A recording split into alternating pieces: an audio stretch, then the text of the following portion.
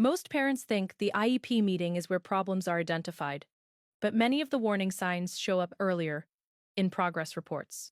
You might read things like, he's doing well, she's making progress, continuing to improve.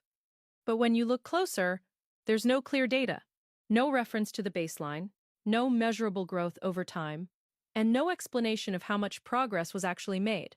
That's not just vague reporting. This is something parents don't usually get told. That's a signal you may not be getting the full picture of how the student is actually progressing. Progress reports are supposed to show how the student is moving from the baseline toward the goal.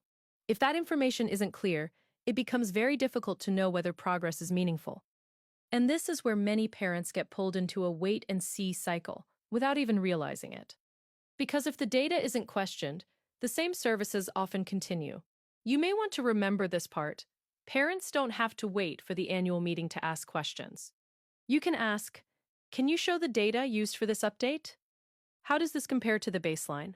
Is this the level of progress expected at this point? If those questions aren't clearly answered, that's often what should trigger a deeper conversation, or even an IEP meeting. Because the goal isn't to wait until something feels urgent. The goal is to understand progress as it's happening. Understanding these moments changes how you advocate. Like, share, and follow for more clarity on learning differences and IEPs.